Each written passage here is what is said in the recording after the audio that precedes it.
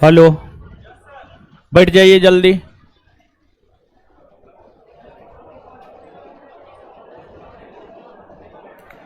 कल टेस्ट दिए थे आप लोग?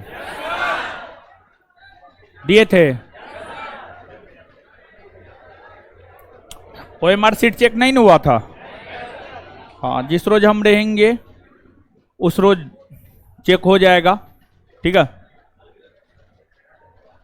हो जाएगा चेक करवा देंगे। ठीक है, आ जाइए।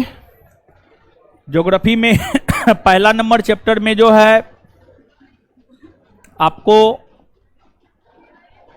क्वेश्चन नंबर 11 तक बता दिए थे। क्वेश्चन नंबर 12 से आज हम लोगों को देखना है। ठीक है, आ जाइए। मैथ का क्लास करने रहे हैं आप लोग? हाँ, देखिए 10 गो के आसपास मैथ पूछता है और जो सर कंसेप्ट बता रहे हैं उस कंसेप्ट को अपने ध्यान में बैठाइए और उसी कंसेप्ट पर जो है आपसे प्रश्न पूछा जाएगा। जो क्वेश्चन सर आपको बता रहे हैं, समझा रहे हैं, प्रीवियस ईयर्स के आधार पर तैयार किए गए क्वेश्चन है और उसी आधार पर आपके पुलिस परीक्षा में जो है क्वेश्चन आएगा भी। और डेट जो है लगभग अब फिक्स हो गया है 1 अक्टूबर। 1 अक्टूबर और 7 और 15 अक्टूबर। 1 अक्टूबर, 7 अक्टूबर और 15 अक्टूबर, ये 3 डेट में जो है आपका परीक्षा होगा। समझ गए? तो आ जाइए देखते हैं। भारत की प्रादेशिक जल सीमा समुद्र तट से कितने समुद्री मील की दूरी तक है? भारत की प्रादेशिक जल सीमा समुद्र तट से 12 समुद्री मील तक है। कितना समुद्री मील?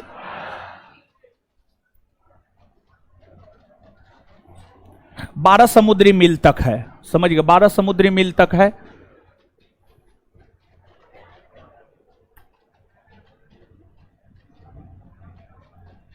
कहां काम कर रहा है जी? चलिए इसको समझिएगा आप। देखिए यहां पर भारत का मानचित्र है, समझिएगा आप। यहां पे भारत का मानचित्र है।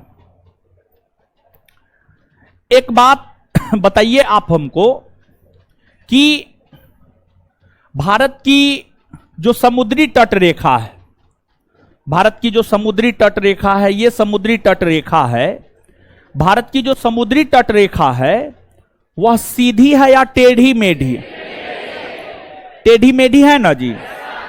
भारत की समुद्री तट रेखा आप देख सकते हैं इस प्रकार से है।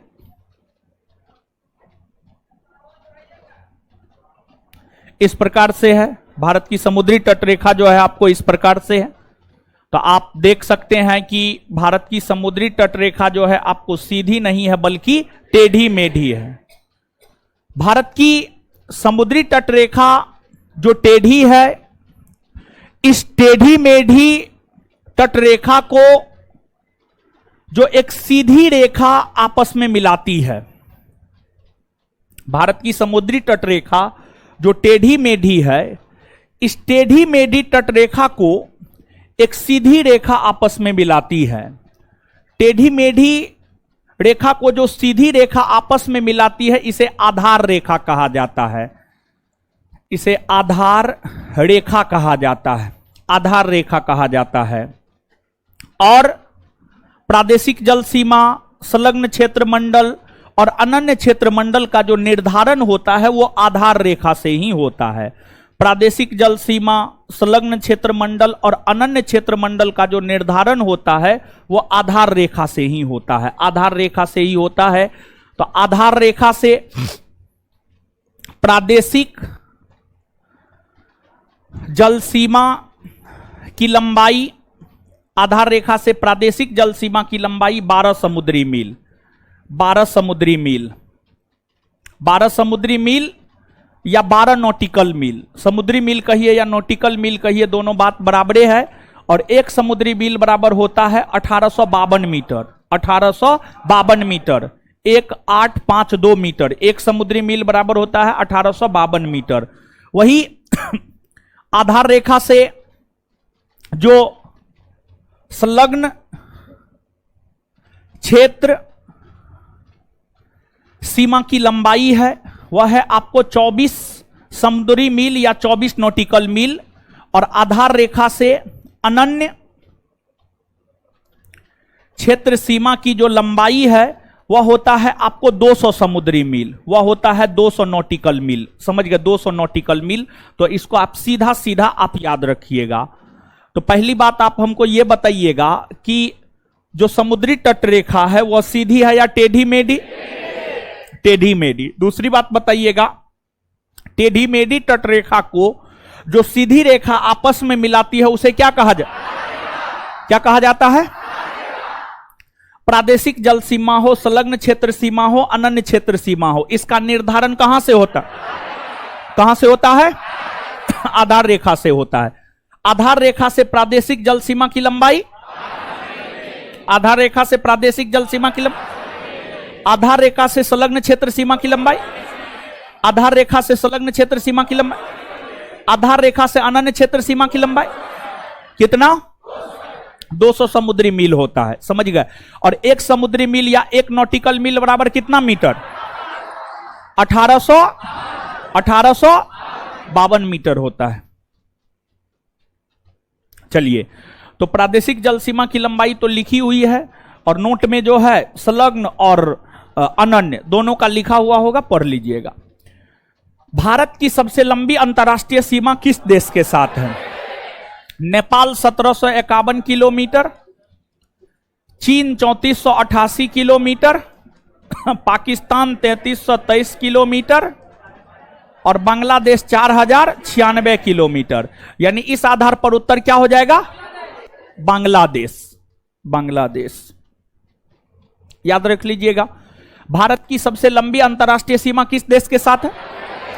किस देश के साथ है? बांग्लादेश।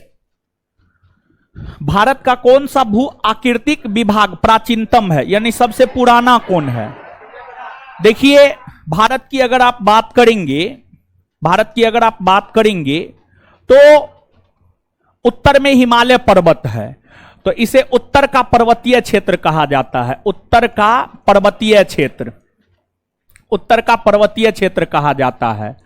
फिर बीच में जो है मैदानी भाग है, तो इसे उत्तर भारत का विशाल मैदान कहा जाता है। उत्तर भारत का विशाल मैदान कहा जाता है। और दक्षिण भारत प्रायद्वीपीय आकार का है। और प्रायद्वीप आप सब लोग जानते हैं, प्रायद्वीप उस भूभाग को कहा जाता है जो 3 तरफ जल और एक तरफ स्थल खंड से घिरा हुआ हो। दक्षिणी भारत 3 तरफ जल, पूर्वी भाग में बंगाल की खाड़ी, पश्चिमी भाग में अरब सागर, दक्षिणी भाग में हिंद महासागर। तो दक्षिणी भारत प्रायद्वीपीय आकृति की है और साथ ही साथ दक्षिणी भारत में जो है आपको पठार ही पठार नजर आते हैं। दक्षिणी भारत में पठार ही पठार नजर आते हैं, जिस वजह से इसे प्रायद्वीपीय पठारी भाग कहा जाता है। और सबसे प्राचीनतम भूभाग की अगर आप बात करेंगे तो जो उत्तरी भारत, उत्तर का पर्वतीय क्षेत्र है, उत्तर भारत का विशाल मैदान है और प्रायद्वीपीय पठार है। इन सभी भूभागों में जो भारत का सबसे प्राचीनतम भूभाग है, सबसे पुराना भूभाग है, वह है आपको प्रायद्वीपीय पठार या दक्षिण भारत का पठारी भूभाग। प्रायद्वीपीय पठार या दक्षिण भारत का पठारी भूभाग, यही भारत का जो है आपको सबसे प्राचीनतम भूभाग है। सबसे प्राचीनतम भूभाग है, तो इसको आप याद रख लीजिएगा। तो सबसे प्राचीनतम है प्रायद्वीपीय पठार। तो भारत का कौन सा भू आकृति विभाग प्राचीनतम है? कौन है? भारत का कौन सा भू आकृति विभाग प्राचीनतम है? कौन है? सबसे छोटी स्थलीय सीमा भारत किस देश के साथ मनाती है? म्यांमार के साथ 1643, भूटान 699, अफगानिस्तान 106 और श्रीलंका के साथ तो स्थलीय सीमा भारत बनाती ही नहीं है, तो श्रीलंका तो होगा नहीं। आंसर क्या हो जाएगा? सी। भारत का कौन सा राज्य सर्वाधिक लंबी तटरेखा वाला राज्य है, यानी सबसे लंबी समुद्री सीमा कौन बनाता है? आपको बताए हुए हैं सबसे लंबी समुद्री सीमा गुजरात, सबसे छोटी गोवा और दक्षिणी भारत में सबसे लंबी आंध्र प्रदेश। दक्षिण भारत में सबसे लंबी आंध्र प्रदेश। याद रख लीजिएगा इसको। तो कौन सा राज्य सर्वाधिक लंबी तटरेखा बनाता? कौन सा राज्य? सबसे छोटी और दक्षिण भारत में सबसे लंबी आंध्र भारत के कितने राज्य या संघ राज्य क्षेत्रों की सीमा 2 से अधिक अंतर्राष्ट्रीय सीमा? ध्यान दीजिएगा, समझिएगा इसको। 2 से अधिक यानी 3। 2 से अधिक, 2 से अधिक क्या होता है? 2 से अधिक क्या होता है? 3 होता है। 3। तो सीधा तौर पर आपसे यह पूछा जा रहा है, भारत के कितने राज्य या संघ राज्य क्षेत्रों की 2 से अधिक अंतर्राष्ट्रीय सीमा है? मतलब 2 से अधिक मतलब 3, यानी 3 अंतर्राष्ट्रीय सीमा है। तो 3 अंतर्राष्ट्रीय सीमा जो है 3 राज्य और 1 केंद्र शासित प्रदेश का है। गौर से इस बात को समझिएगा, यहां पर कंफ्यूजन आपको हो सकता है। भारत के कितने राज्य या संघ राज्य क्षेत्रों की 2 से अधिक अंतर्राष्ट्रीय सीमा है। 2 से अधिक क्या होता है? 3, यानी 2 से अधिक अंतर्राष्ट्रीय सीमा है मतलब 3 अंतर्राष्ट्रीय सीमा है। समझ गए? कम से कम 3 अंतर्राष्ट्रीय सीमा कितने राज्य या केंद्र शासित प्रदेश बनाती है? तो अब आप मानचित्र पर आइए। जब आप मानचित्र पर आएंगे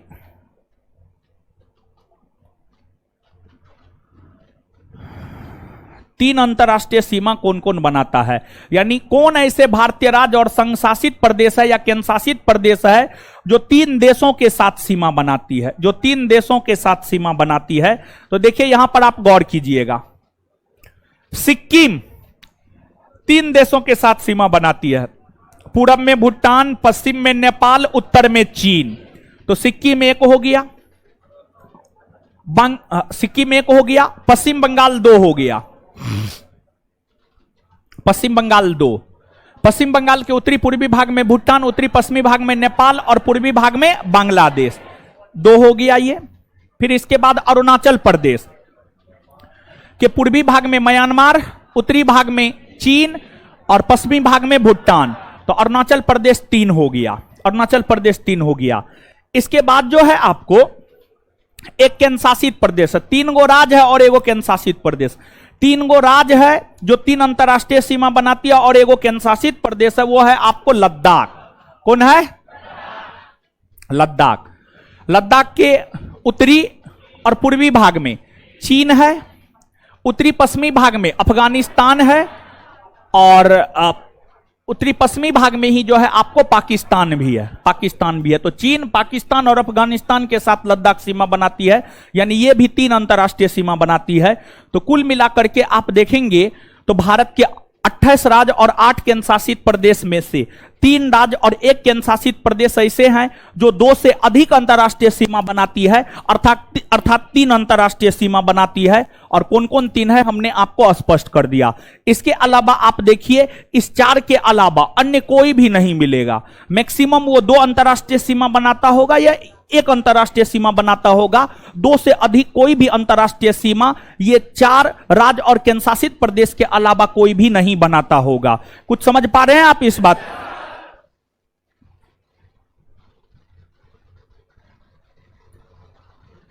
आंसर क्या हो जाएगा? 4।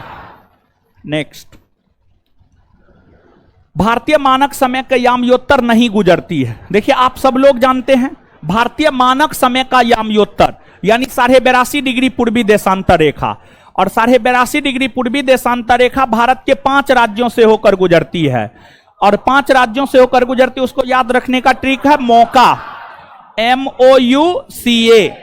M से मध्य प्रदेश, O से ओडिशा, O से ओडिशा, U से उत्तर प्रदेश, C से छत्तीसगढ़, C से A से आंध्र प्रदेश, A से, यही 5 राज्य से होकर गुजरती। 5 के अलावा अन्य किसी से नहीं गुजरती है।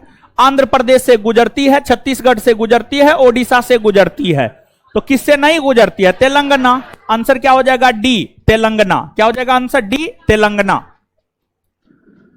भारत का सबसे अधिक विस्तृत भू आकृतिक प्रदेश है दक्षिण का पठार, दक्षिण का पठार सबसे अधिक यही विस्तृत है।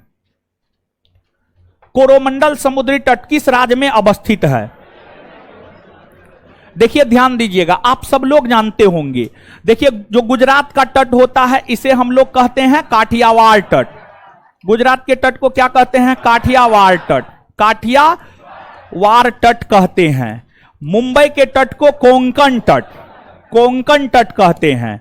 और कर्नाटक के तट को केनरा तट, केनरा तट या कन्नड़ तट कहते हैं, और केरल के तट को मालाबार तट, केरल के तट को मालाबार तट, और जो तमिलनाडु का तट होता है इसे कोरोमंडल तट, इसे क्या कहते हैं, कोरोमंडल तट, कोरोमंडल तट कहते हैं।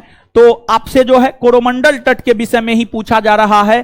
कोरोमंडल समुद्री तट किस राज्य में अवस्थित है, तो आंसर क्या हो जाएगा, तमिलनाडु, तमिलनाडु। कोरोमंडल समुद्री तट किस राज्य में अवस्थित है, तमिलनाडु। आप यहां पर देख सकते हैं काठियावाड़ तट, गुजरात, महाराष्ट्र कोंकण तट, कर्नाटक केंद्रा तट, केरल मालाबार तट, तमिलनाडु कोरोमंडल तट। इसके बाद पोर्ट ब्लेयर स्थित है, अंडमान निकोबार द्वीप समूह की राजधानी पोर्ट ब्लेयर है, और अंडमान निकोबार द्वीप समूह की राजधानी जो पोर्ट ब्लेयर है ये आपको दक्षिणी अंडमान में स्थित है। कहां स्थित है, दक्षिणी अंडमान, दक्षिणी अंडमान। देखिए ध्यान दीजिएगा, यहां पर आप एगो क्वेश्चन छूट गया है, बता देंगे, टेंशन क्या लेने का है, ठीक है।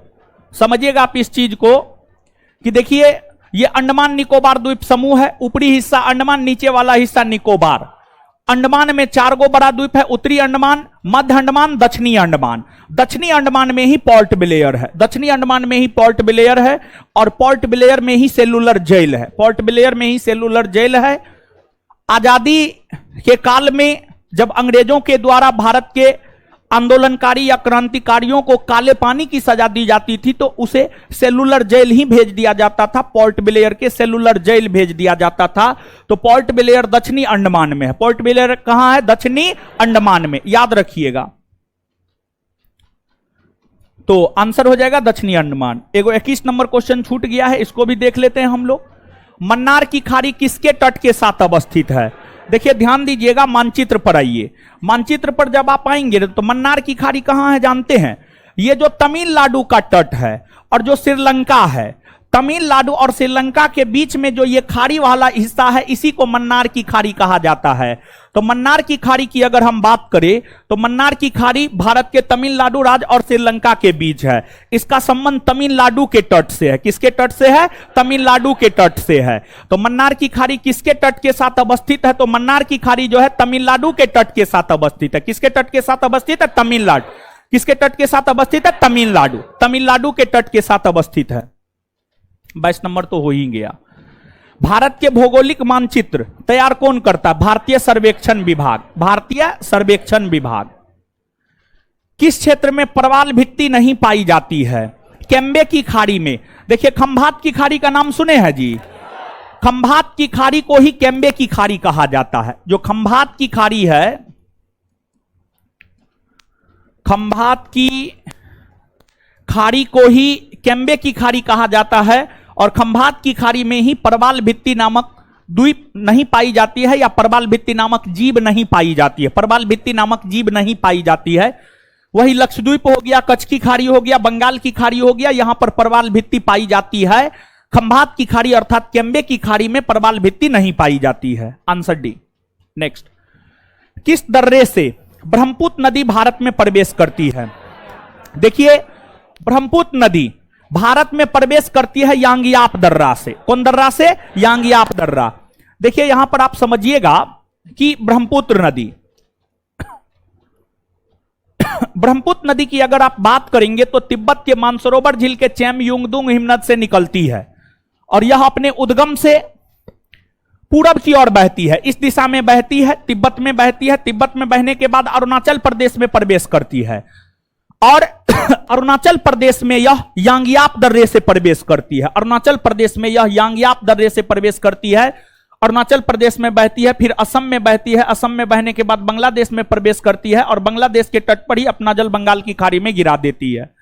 तो अरुणाचल प्रदेश के यांगियाप दर्रा से ब्रह्मपुत्र नदी भारत में प्रवेश करती है। इसके बाद सिपकिला दर्रा। देखिए जो सिपकिला दर्रा है, सिपकिला दर्रा है आपको कहां, तो सिपकिला दर्रा है आपको हिमाचल प्रदेश, हिमाचल प्रदेश। शराब, स से सिपकिला,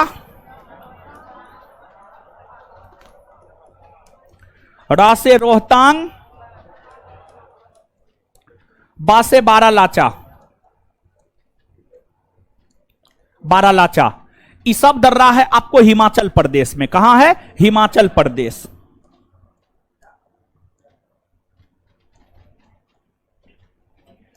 हिमाचल प्रदेश। जोजिला दर्रा, जोजिला दर्रा जो है आपको जम्मू कश्मीर में है। जेलेपला सिक्किम में है। नाथुला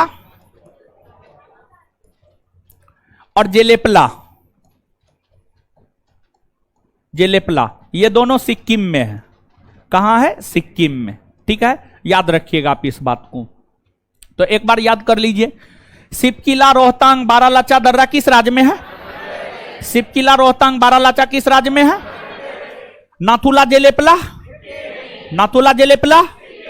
अच्छा, यांगयाप दर्रा कौन राज्य में? Himachal Pradesh, sorry Arunachal Pradesh, sorry sorry Arunachal Pradesh. Yangyap दर्रा कहां है?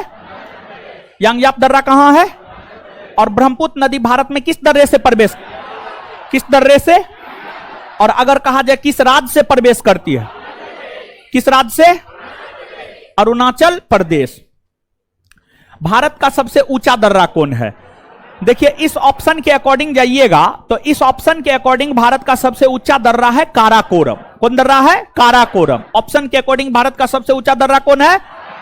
काराकोरम, काराकोरम दर्रा है।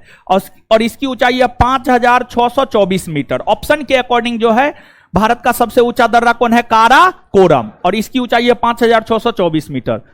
तुजू दर्रा की अगर हम बात करें तो तुजू दर्रा मणिपुर में है।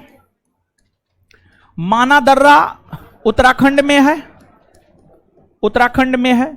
और इसके बाद बोमडीला दर्रा जो है आपको अरुणाचल प्रदेश में है, अरुणाचल प्रदेश में है। और उत्तराखंड में माना ही नहीं बल्कि नीति हो गया, नीति दर्रा हो गया, लिपुलेख दर्रा हो गया, लिपुलेख दर्रा हो गया, और मुलिंगला दर्रा हो गया, मुलिंगला दर्रा हो गया। ये सब दर्रा अगर देखा जाए तो ये सभी के सभी दर्रे जो है आपको उत्तराखंड में है।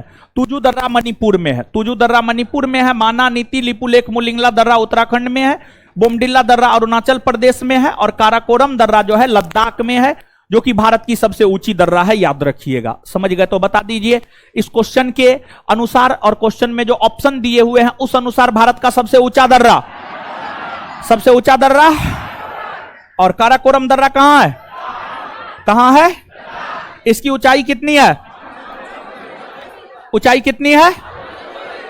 तुजू दर्रा कहां है? तुजू दर्रा, तुजू दर्रा। माना, नीति, लिपुलेख, मुलिंगला, माना, नीति, लिपुलेख, मुलिंगला। बोमडिला दर्रा, बोमडिला दर्रा।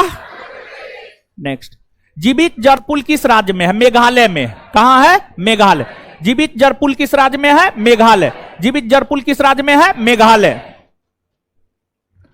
भारत के कौन से राज्य 3 ओर से एक ही अंतरराष्ट्रीय सीमा साझा करता है? Paschim Bangal, sorry Tripura, sorry sorry Tripura. कौन? Tripura, sorry sorry Tripura. भारत के कौन से राज्य 3 ओर से एक ही अंतरराष्ट्रीय सीमा साझा करता है? त्रिपुरा। देखिए, अगर आप त्रिपुरा की बात करेंगे तो ये आपको त्रिपुरा है। आप देखिए त्रिपुरा, त्रिपुरा उत्तरी भाग में बांग्लादेश से सीमा साझा करती है, पश्चिमी भाग में बांग्लादेश से सीमा साझा करती है, और दक्षिणी भाग में बांग्लादेश से सीमा साझा करती है। त्रिपुरा एक ऐसा भारतीय राज्य है जो 3 तरफ से एक ही देश के साथ अंतरराष्ट्रीय सीमा साझा करती है, उत्तरी, पश्चिमी और दक्षिणी, उत्तरी, पश्चिमी और दक्षिणी। और बांग्लादेश के साथ सीमा साझा करती है। किसके साथ? बांग्लादेश। तो इस प्रश्न का उत्तर क्या हो जाएगा आपको? त्रिपुरा। ठीक है, तो भारत के कौन से राज्य 3 ओर से एक ही अंतरराष्ट्रीय सीमा साझा करते आए? भारत के कौन सा राज्य 3 ओर से एक ही अंतरराष्ट्रीय सीमा साझा करता? कौन? त्रिपुरा। और त्रिपुरा 3 तरफ कौन से देश से घिरा हो? कौन देश से? बांग्लादेश। सबसे लंबी अंतरराष्ट्रीय सीमा बनाने वाला राज्य या संशासित प्रदेश है पश्चिम बंगाल। पश्चिम बंगाल, पश्चिम बंगाल जानते हैं? पश्चिम बंगाल जो है 2216 किलोमीटर की सीमा बनाता है। और पश्चिम बंगाल 2216 किलोमीटर की सीमा बांग्लादेश के साथ बनाता है, बांग्लादेश के साथ बनाता है। सभी भारतीय राज्य या केंद्र शासित प्रदेशों में सबसे लंबी अंतरराष्ट्रीय सीमा बनाने वाला राज्य है पश्चिम बंगाल। पश्चिम बंगाल 2216 किलोमीटर की सीमा बनाता है, और पश्चिम बंगाल 2216 किलोमीटर की सीमा बांग्लादेश के साथ बनाता है। किसके साथ? बांग्लादेश। पृथ्वी का चुंबकीय विषुवत रेखा भारत में कहां से गुजरता है? त्रिवेंद्रम से गुजरता है। कहां से गुजरता है? त्रिवेंद्रम, त्रिवेंद्रम से गुजरता है। पृथ्वी का चुंबकीय विषुवत रेखा भारत में कहां से गुजरता है? त्रिवेंद्र। पृथ्वी का चुंबकीय विषुवत रेखा भारत में कहां से गुजरता है? त्रिवेंद्रम। याद रख लीजिएगा इसको। पृथ्वी का चुंबकीय विषुवत रेखा भारत में कहां से गुजरता है? त्रिवेंद्रम। आगे, निम्नलिखित में से कौन सा देश भारतीय उपमहाद्वीप में शामिल नहीं है? देखिए, भारतीय उपमहादेश में 5 गो देश शामिल है, और भारतीय उपमहादेश में जो 5 गो देश शामिल है, भारत, बांग्लादेश, पाकिस्तान, नेपाल और भूटान। यही 5 ऐसे देश हैं जो भारतीय उपमहाद्वीप में शामिल होते हैं। ये 5 के अलावा अन्य कोई भी देश भारतीय उपमहाद्वीप में शामिल नहीं होते हैं। तो ऑप्शन के अकॉर्डिंग आंसर क्या हो जाएगा? आपको डी हो जाएगा। म्यांमार भारतीय उपमहाद्वीप में शामिल नहीं होते हैं। आगे, कौन सा पश्चिमी तट का भाग नहीं है? काठियावाड़ तट, मालाबार तट, उत्तरी सरकार तट, कोंकण तट। देखिए, आप सब लोग जानते हैं भारत है, भारत का उत्तरी भाग है, दक्षिणी भाग है, पूर्वी भाग है, पश्चिमी भाग है। यह भारत का पश्चिमी तटीय भाग है और यह भारत का पूर्वी तटीय भाग है। तो यह भारत का पूर्वी तटीय भाग है, पूर्वी तटीय भाग है, और यह भारत का पश्चिमी तटीय भाग है, पश्चिमी तटीय भाग है, पश्चिमी तटीय भाग है।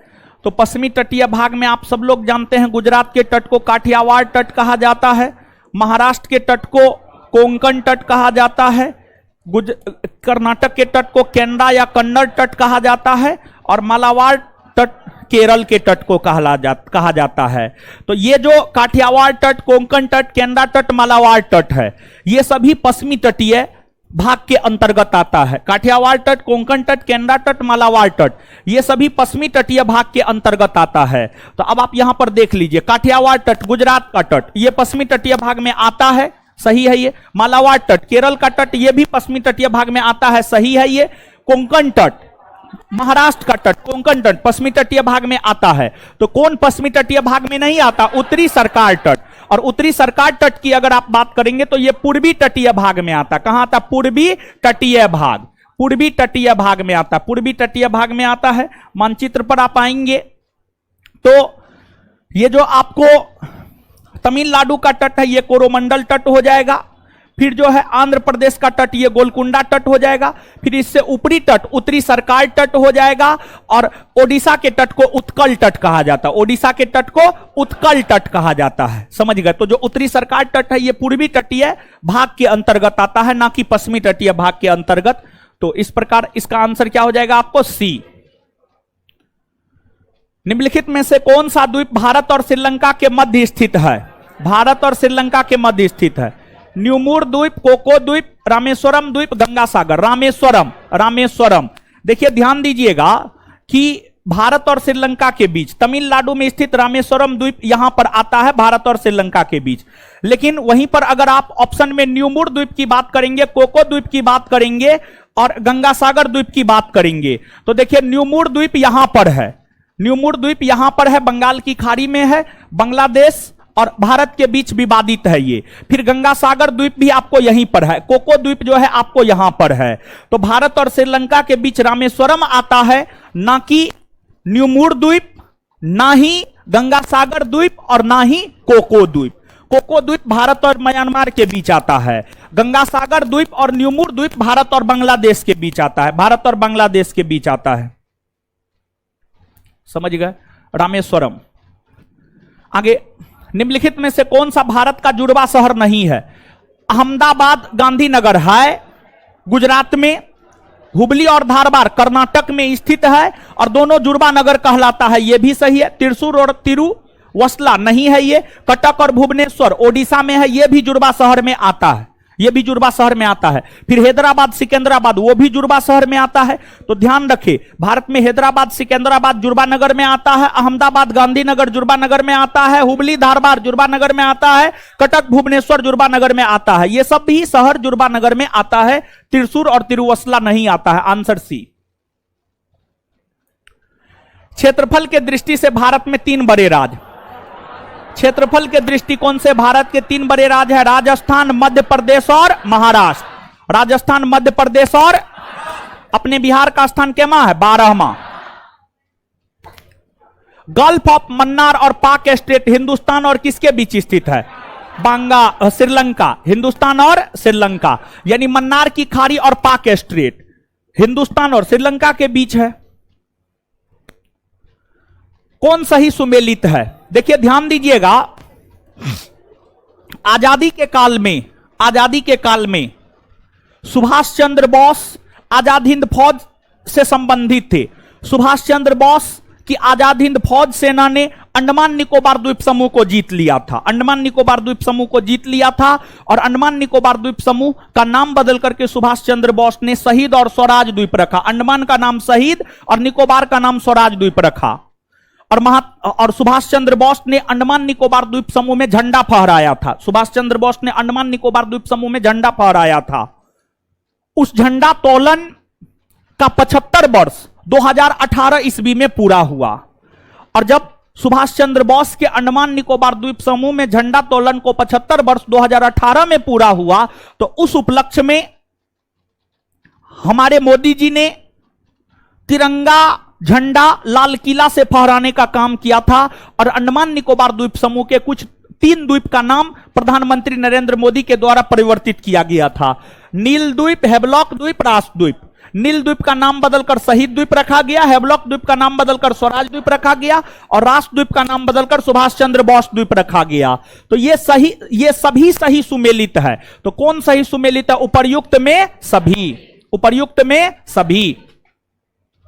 चलिए, इस प्रकार से जो है चैप्टर नंबर 1 खत्म हुआ। एक लड़का हमको टेलीग्राम पर मैसेज किया था, सर ज्योग्राफी के चैप्टर नंबर 1 में बहुत सारा गलत है। क्या वो गलत है? आंसर आप हमको बताइए। एक भी गलत है? एकदम अकलोलवा, बकलोलवा, ढकलोलवा, नकलोलवा, जिसको कुछ आता उता है नहीं, सीधा देखेगा, नहीं जानता है, गलत है। अरे नहीं जानता है यार, तुम जानो ना, सीधे क्यों कह दे रहे हो कि गलत है? एक वो गलत है जी। चलिए 1 मिनट में 1 से लेकर के 36-37 तक क्वेश्चन पढ़िए। अभी तुरंत उठा करके पूछेंगे, तुरंत उठा के पूछेंगे। 1 मिनट में पढ़िए, ये जवाब नहीं दीजिए तब हम आपको दिखाते हैं। खाली जवाब नहीं दीजिए आप, जल्दी।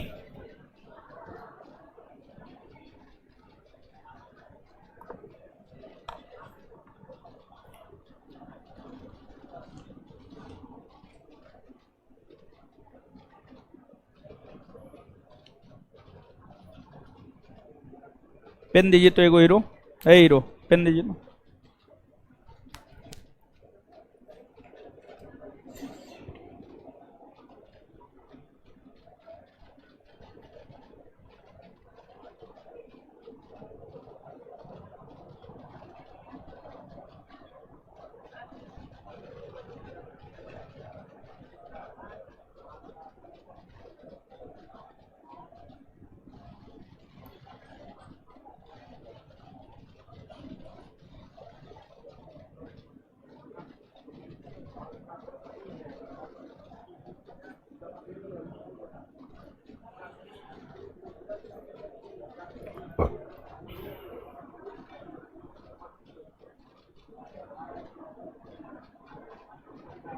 पकड़िए।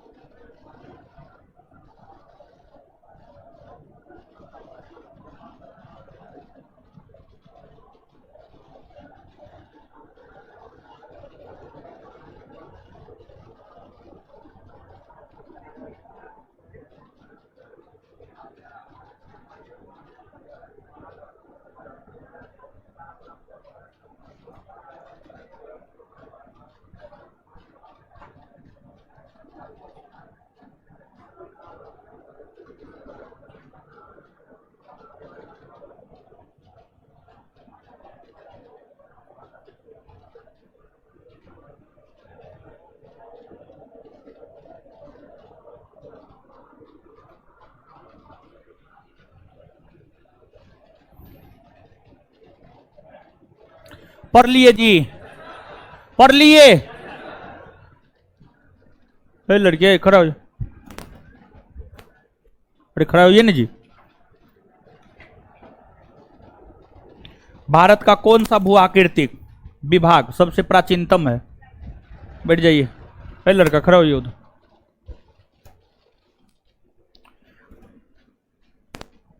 चार गो राज्य और केंद्र शासित प्रदेश, दो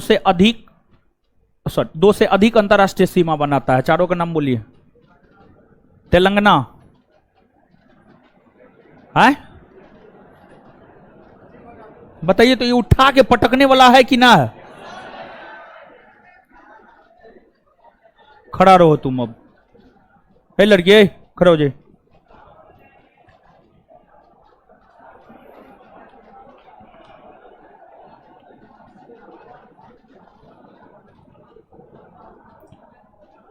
अरुणाचल प्रदेश का पूर्व नाम,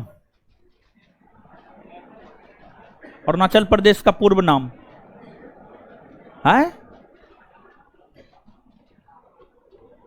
अरुणाचल प्रदेश का पूर्व नाम, नेपा का फुल फॉर्म बोलिए।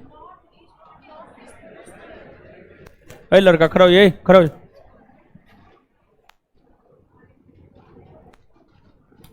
जम्मू से श्रीनगर को जोड़ने वाला दर्रा है? बैठ जाइए, खड़ा हो जाइए। भारत का उत्तर से दक्षिण में लंबाई, भारत का उत्तर से दक्षिण में लंबाई है? उत्तर से दक्षिण में लंबाई है?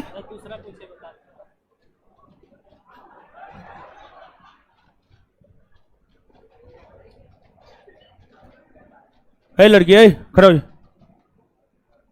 भारत और चीन के बीच सीमा का निर्धारण कौन करता है? बैठ जाइए। ए लड़का खड़ा हो, खड़ा होइए। कौन सा राज्य सर्वाधिक लंबी तटरेखा वाला राज्य है? कौन सा राज्य सर्वाधिक लंबी तटरेखा वाला राज्य है? बंगाल, बंगाल। खड़ा हो जाइए, खड़ा हो। इधर इधर इधर इधर। मालदीव को मिनिकॉय से अलग करने वाला अक्षांश, इधर इधर इधर। मालदीव को मिनिकॉय से अलग करने वाला अक्षांश रेखा 8 डिग्री जी, 8 डिग्री। है लड़की खड़ा हो जाए, खड़ा हो जाए।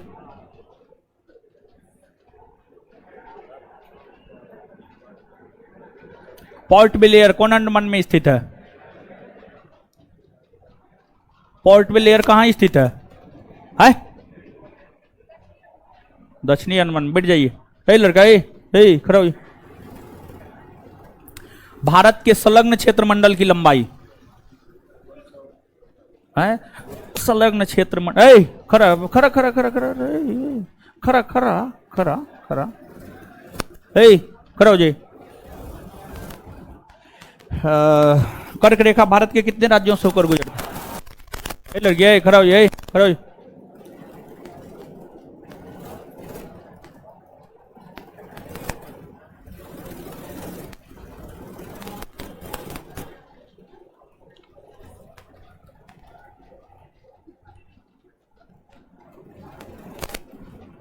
जीवित जल पुल किस राज्य में है? मध्य प्रदेश। बताइए सब, बताइए ये सब का अभी तुरंत बताए हैं।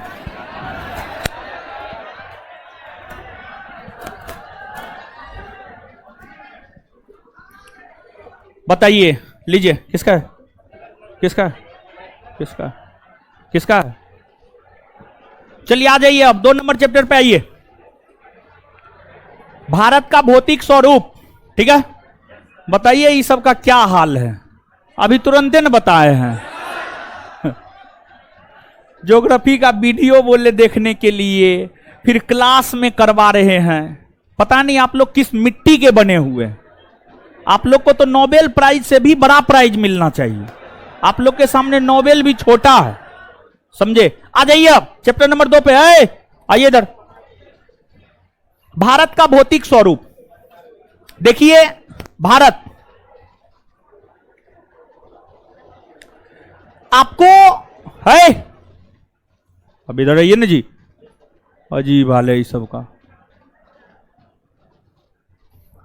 भारत की बात करें हम, तो भारत में कहीं पठार है, कहीं पहाड़ है और कहीं मैदान है।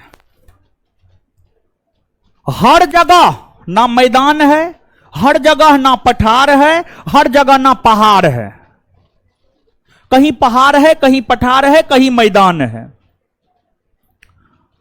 संपूर्ण भारत के संदर्भ में अगर देखा जाए तो भारत के कुल क्षेत्रफल के 10.7% भूभाग पर पर्वत है। फिर आपको 18.6% भूभाग पर पहाड़ है, और फिर आपको 27.7% भूभाग पर पठार है, और बाद बाकी भूभाग पर आपको मैदान है। मैदान है 43.0। ठीक है, 100% आ जाएगा। देखिए इसमें पर्वत पहाड़ मैदान, पर्वत पहाड़ पठार मैदान। देखिए जो सबसे ऊंचा भूभाग होता है, सबसे ऊंचा भूभाग होता है वह आपको पर्वत, जो उससे कम होता है पहाड़, जो उससे कम होता है पठार, और जो सबसे कम होता है मैदान। मैदानी भाग, धरातलीय भाग को ही मैदानी भाग कहा जाता है। धरातलीय या समतलीय भाग को ही मैदानी भाग कहा जाता है। पठारी भाग की अगर आप बात करेंगे तो धरातल से कम 500 मीटर ऊपर उठा हुआ वैसा स्थल जिसका शीर्ष जो है मेजाकार हो, जिसका शीर्ष मेजाकार हो, उसी को पठार कहा जाता है। फिर पहाड़ और पर्वत की अगर आप बात करेंगे तो पहाड़ और पर्वत की अगर हम बात करें तो पहाड़ और पर्वत धरातल से कम 1000 मीटर उठा हुआ वैसा स्थल जिसका आधार विस्तृत हो, शीर्ष संकुचित हो, उसी को पर्वत या पहाड़ कहा जाता है। पर्वत का ही छोटा भाई पहाड़ होता है। पर्वत अधिक ऊंचा होता है और पर्वत की तुलना में पहाड़ कम ऊंचा होता है। पर्वत की तुलना में पहाड़ कम ऊंचा होता है। पर्वतों की अगर हम बात करें तो पर्वत की ऊंचाई जो है सामान्य तौर पर 1000 मीटर से अधिक होता है, और पहाड़ की ऊंचाई जो है आपको 700-800 मीटर भी होता है, 1000 मीटर भी होता है, 1200 मीटर भी होता है, 1500 मीटर भी होता है। पर्वत का ही छोटा भाग, एक प्रकार से छोटा भाई एक प्रकार से कह लीजिए पहाड़ है। समझ गए, पहाड़ है। तो इसको आप याद रखिएगा, आपसे आपके परीक्षा में पूछा जाता है। एक सेकंड में ये याद कर लेते हैं, भारत के कुल कितने प्रतिशत भूभाग पर पर्वत है? पर्वत, पहाड़, पठार, मैदान। आ जाइए क्वेश्चन पे। संपूर्ण भारत के कितने प्रतिशत भूभाग पर पर्वत और पहाड़ियों का विस्तार है? तो पर्वत 10.7, पर्वत 10.7 और पहाड़ 18.6। 7 6 13, 8 1 9 2 29.3। आंसर क्या हो जाएगा? सी होगा। क्लियर है ये बात? कोई दिक्कत है? नहीं ना? याद रखिएगा। नेक्स्ट, संपूर्ण भारत के कितने प्रतिशत भूभाग पर पठार का विस्तार है? 27.7। भारत के उत्तरी सीमा पर स्थित पर्वत है हिमालय। हिमालय देखिए, ध्यान दीजिएगा आप यहां पर, भारत के उत्तरी भाग में जो पर्वत है वह हिमालय पर्वत है। भारत के उत्तरी भाग में जो पर्वत है वह कौन सा पर्वत है? हिमालय पर्वत। और आज जहां हिमालय पर्वत है वहां पहले तेथिस नामक सागर हुआ करता था। तेथिस नामक सागर हुआ करता था। आज जहां हिमालय पर्वत है वहां पहले तेथिस नामक सागर हुआ करता था। और हिमालय पर्वत की अगर आप बात करेंगे तो हिमालय पर्वत भारत के उत्तरी भाग में पश्चिम से पूरब की ओर फैला हुआ है। हिमालय पर्वत भारत के उत्तरी भाग में पश्चिम से पूरब की ओर फैला हुआ है। हिमालय पर्वत की अगर बात की जाए तो हिमालय पर्वत की जो आकृति है वह आपको धनुषाकार है। जब आप दूर से हिमालय पर्वत को देखेंगे ना तो वह धनुष के आकार का दिखेगा, मतलब इस आकार का दिखेगा। धनुष आप लोग निश्चित तौर पर बचपन में देखे हुए होंगे, ऐसा नहीं है कि आप नहीं देखे होंगे। इस प्रकार का होता है ना जी।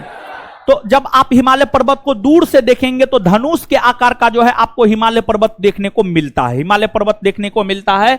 और हिमालय एक प्रकार का बलित पर्वत है। और हिमालय पर्वत की अगर हम बात करें तो इसे प्रादेशिक तौर पर 4 भाग में बांटा गया है और इसे भौगोलिक तौर पर भी 4 भाग में बांटा गया है। इसे प्रादेशिक तौर पर जो 4 भाग में बांटा गया है, पंजाब हिमालय, कुमायूं हिमालय, नेपाल हिमालय, असम हिमालय। प्रादेशिक तौर पर जो इसका विभाजन हुआ है, नदियों के सीमा के आधार पर प्रादेशिक तौर पर इसका विभाजन हुआ है। तो देखिए आप यहां पर ध्यान दीजिएगा, सिंधु नदी से लेकर सतलज नदी तक जो हिमालय है इसे पंजाब हिमालय, सतलज से लेकर काली नदी तक जो हिमालय है इसे कुमायूं हिमालय, और काली से लेकर तीस्ता नदी तक जो हिमालय है इसे नेपाल हिमालय, और तीस्ता से लेकर ब्रह्मपुत्र नदी तक, तीस्ता से लेकर ब्रह्मपुत्र नदी तक, या ब्रह्मपुत्र की एक सहायक नदी है उसका नाम है दिहांग, ब्रह्मपुत्र की एक सहायक नदी उसका नाम है दिहांग। तीस्ता से लेकर दिहांग नदी या तीस्ता से लेकर ब्रह्मपुत्र नदी तक जो हिमालय है उसे कहते हैं असम हिमालय। क्या कहते हैं? असम हिमालय। तो ध्यान दीजिएगा यहां से आपसे पूछा जाता है सिंधु से लेकर सतलज नदी तक, सिंधु से लेकर सतलज नदी तक जो हिमालय उसे कहा जाता है पंजाब हिमालय, पंजाब हिमालय। इसके बाद सतलज से लेकर काली नदी तक जो हिमालय है उसे कहा जाता है कुमायूं हिमालय। काली से लेकर तीस्ता नदी तक जो हिमालय है इसे कहा जाता है नेपाल हिमालय, और तीस्ता से लेकर ब्रह्मपुत्र नदी तक जो हिमालय है इसे कहा जाता है असम हिमालय। क्या कहा जाता है? असम हिमालय। समझ गए? तो हिमालय पर्वत भारत के उत्तर में है। हिमालय पर्वत भारत के किस भाग में है? उत्तर में है। और इसकी आकृति कैसी है? धनुषाकार। यह किधर से किधर फैली हुई? पश्चिम से पूरब, पश्चिम से। प्रादेशिक तौर पर इसे कितने भागों में बांटा गया? कौन कौन? सिंधु से सतलज, सिंधु से सतलज, सतलज से काली, सतलज से काली, काली से तीस्ता, काली से तीस्ता, काली से तीस्ता, और तीस्ता से ब्रह्मपुत्र, तीस्ता से ब्रह्मपुत्र। क्लियर है ये बात? आइए, हिमालय होगा। आगे, पर्वतों की निम्नलिखित श्रेणियों में से किस श्रेणी से हिमालय संबंधित है? हिमालय बलित पहाड़ है या बलित पर्वत है? कैसा है? बलित। कौन सा भारत का सर्वोच्च पर्वत शिखर है? ऑप्शन के अकॉर्डिंग जाएंगे तो आपको कंचनजंगा, कंचन। देखिए यहां पर आप समझिएगा, यहां पर एक बात हम आपको समझाते हैं। ऑप्शन के अकॉर्डिंग कंचनजंगा हो जाएगा, लेकिन यहां पर एक बात समझाते हैं। अगर आप वीडियो देखे होंगे तो वहां पर भी हम आपको यह बात समझाए होंगे, लेकिन जो नहीं देखे होंगे, जो नालायक, निकम्मा, बेहया है, उसके लिए तो कुछ कहना ही नहीं है। उसका ना कुछ हुआ है ना कुछ होगा।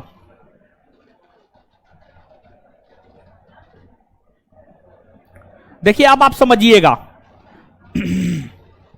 देखिए, जैसे हिमालय पर्वत को प्रादेशिक तौर पर 4 भाग में बांटा गया है, उसी प्रकार से हिमालय पर्वत को भौगोलिक तौर पर भी 4 भाग में बांटा गया है।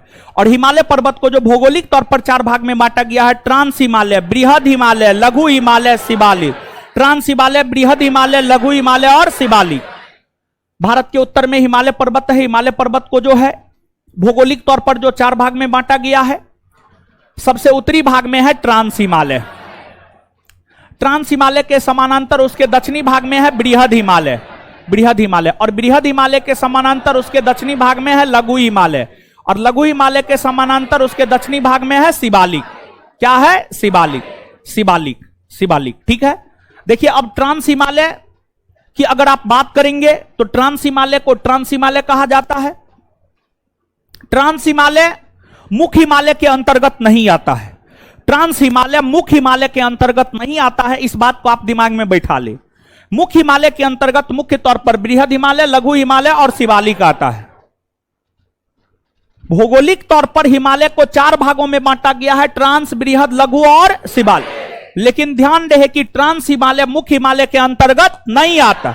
लेकिन ध्यान रहे कि ट्रांस हिमालय मुख्य हिमालय के अंतर्गत। क्लियर है ये बात? ट्रांस हिमालय का विस्तार एक तो तिब्बत के क्षेत्र में है, ज्यादा इसका विस्तार तिब्बत के क्षेत्र में ही है, इसी वजह से इसे तिब्बती हिमालय भी कहा जाता है। और भारत के संदर्भ में ट्रांस हिमालय के विस्तार को देखें तो भारत के संदर्भ में ट्रांस हिमालय का विस्तार है लद्दाख के क्षेत्र में। कहां है? लद्दाख के क्षेत्र में। भारत के संदर्भ में ट्रांस हिमालय का विस्तार है लद्दाख के क्षेत्र में। कहां है? लद्दाख के क्षेत्र में। और ट्रांस हिमालय के अंतर्गत ही काराकोरम पर्वत श्रेणी आता है। क्या होता है? काराकोरम पर्वत श्रेणी। काराकोरम पर्वत श्रेणी, और काराकोरम पर्वत श्रेणी को पहले इसका जो पूर्व नाम है वह है कृष्णागिरी। क्या है पूर्व नाम? कृष्णागिरी। काराकोरम पर्वत श्रेणी का पूर्व नाम क्या है? कृष्णागिरी। क्या है? कृष्णागिरी। और इसी काराकोरम पर्वत श्रेणी के अंतर्गत K2 या गाडविन ऑस्टिन आता है। K2 या गाडविन ऑस्टिन। और जो K2 या गाडविन ऑस्टिन आता है इसकी ऊंचाई है 8611 मीटर। जो K2 या गाडविन ऑस्टिन है यह भारत की सबसे ऊंची पर्वत चोटी है। जो K2 या गाडविन ऑस्टिन है यह भारत की सबसे ऊंची पर्वत चोटी है। भारत की सबसे ऊंची पर्वत चोटी है K2 या गाडविन ऑस्टिन। लेकिन ध्यान रहे कि K2 या गाडविन ऑस्टिन भारत की सबसे ऊंची पर्वत चोटी है, तथा K2 या गाडविन ऑस्टिन विश्व की दूसरी सबसे ऊंची पर्वत चोटी है। K2 या गाडविन ऑस्टिन भारत की सबसे ऊंची पर्वत चोटी है, लेकिन ध्यान रहे कि यह विश्व की दूसरी सबसे ऊंची पर्वत चोटी है। विश्व के संदर्भ में अगर देखा जाए तो विश्व की दूसरी सबसे ऊंची पर्वत चोटी K2 या गाडविन ऑस्टिन है। वही विश्व की सबसे ऊंची पर्वत चोटी है माउंट एवरेस्ट। क्या है? माउंट एवरेस्ट, जो कि नेपाल में है। जो कि कहां है? नेपाल में। और माउंट एवरेस्ट की ऊंचाई है 8848 मीटर। लेकिन कुछ स्रोत यह बताता है इसकी ऊंचाई में वृद्धि हो गई है, जिस वजह से इसकी ऊंचाई हो गई है 8850 मीटर। 8850 मीटर। अगर वृद्धि मान करके चलेंगे तो 8850 मीटर, और अगर आप वृद्धि मान करके नहीं चलेंगे तो 8848 मीटर। तो यह बात क्लियर हुआ? तो एक बात बताइए, भौगोलिक तौर पर हिमालय पर्वत को कितने भागों में? क्या ट्रांस हिमालय मुख्य हिमालय का अंग है? ट्रांस हिमालय मुख्य हिमालय का अंग है। ट्रांस हिमालय में काराकोरम आता है। काराकोरम में K2 या गाडविन ऑस्टिन आता है। K2 या गाडविन ऑस्टिन का पूर्व नाम आए, और K2 या गाडविन ऑस्टिन विश्व की दूसरी सबसे ऊंची पर्वत चोटी है। विश्व की दूसरी सबसे ऊंची पर्वत चोटी आए। इसकी ऊंचाई विश्व की सबसे ऊंची पर्वत चोटी माउंट, विश्व की सबसे ऊंची पर्वत चोटी माउंट एवरेस्ट की ऊंचाई 8800। अच्छा, इसके बाद अब देखिएगा ट्रांस हिमालय के समानांतर बृहद हिमालय है।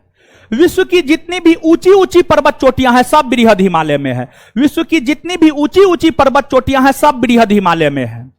माउंट एवरेस्ट भी बृहद हिमालय में ही आता है, और कंचनजंगा भी बृहद हिमालय में ही आता है। तो आप इस बात को ध्यान में रखेंगे कि सिक्किम और नेपाल के सीमा पर यहां पर कंचनजंगा है। सिक्किम और नेपाल के सीमा पर यहां पर कंचनजंगा है, और कंचनजंगा की ऊंचाई है 8598 मीटर।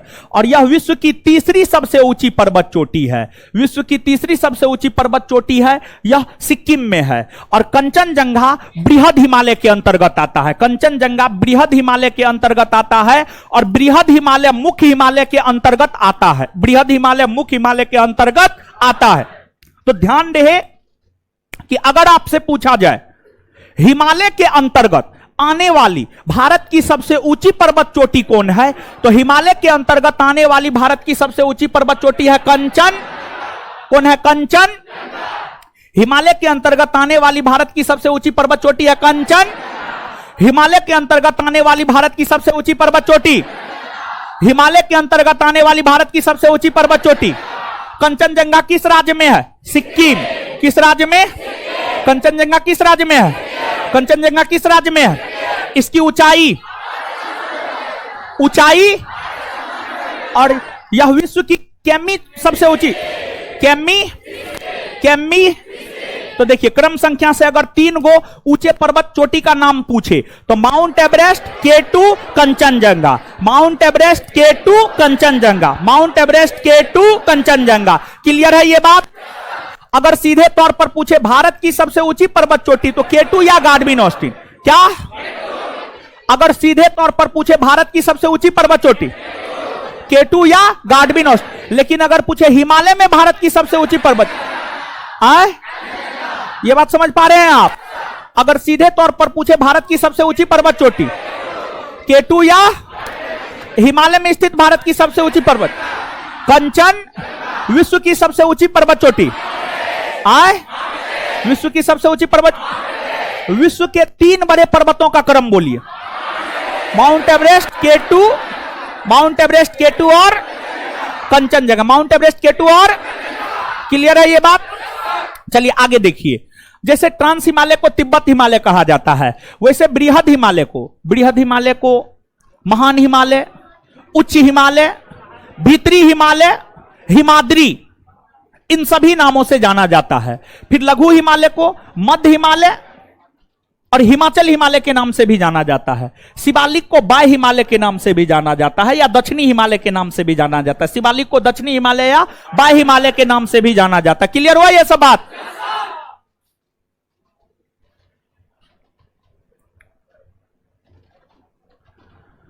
आगे आ जाइए। हिमालय की उत्पत्ति किस भूसन्नति से हुई है? तेथीज। किससे? निम्न में से कौन सी पर्वत चोटी संसार की दूसरी सर्वोच्च पर्वत चोटी है? आय गाडविन। काराकोरम पर्वत श्रेणी का पूर्व नाम? कृष्णा गिरी। कुमायूं हिमालय किन नदियों के बीच? सतलज और सिंधु और सतलज के बीच। पंजाब हिमालय। सिंधु और सतलज।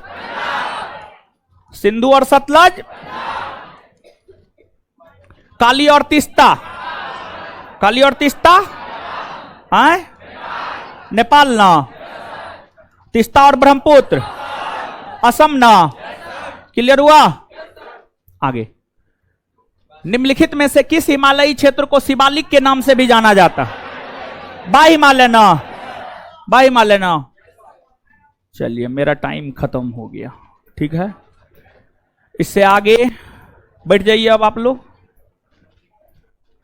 लोग जो है ना, आप जाइए, लड़की लोग जाइए घास छीलिए घर पे, ठीक है, और लड़का लोग जाइए भैंस खरीदिए, भैंस चराइए, दूध खाइए, मजा में जिंदगी जिए।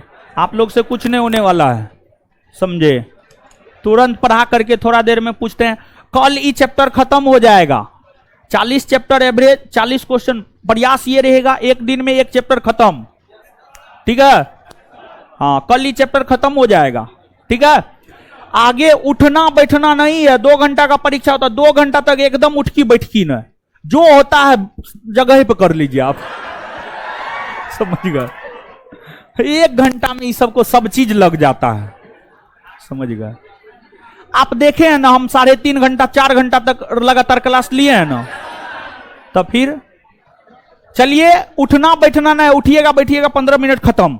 मैथ वाले सर आ गए हैं, मैथ का क्लास कीजिए आप लोग, ठीक है? मैथ भी खत्म हो जाएगा। आज सर से बात कर रहे थे, बोले एकदम 1 अक्टूबर से पहले खत्म हो जाएगा। रविवार को थोड़ा सा पहले बुलाएंगे, ठीक है? मैथ वाले सर बोले हैं रविवार को थोड़ा पहले बुलाएंगे। सर अपना अनाउंसमेंट कर देंगे क्या बजे बुलाएंगे। ऐसे हम तो कर ही देते हैं। और कल टेस्ट हुआ है, कल के टेस्ट का जो है ये होगा, समझ गए? तो इससे आगे मिलते हैं हम कल 12:30 बजे। और आज भी तो मिलेंगे 4 बजे। हाँ, आज भी मिलते हैं 4 बजे हिस्ट्री के साथ।